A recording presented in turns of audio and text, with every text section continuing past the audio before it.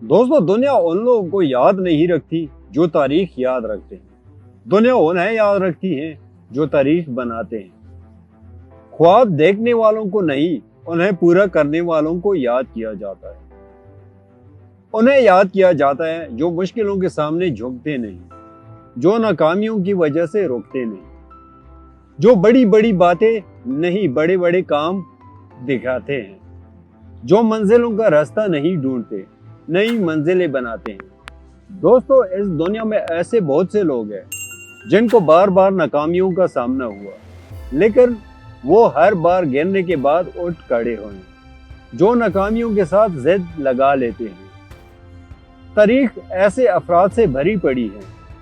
Ibrahim Lincoln, Thomson Edison, Jack Ma, यही reject होने वाले आज दुनिया में कामयाब तरीन लोग हैं।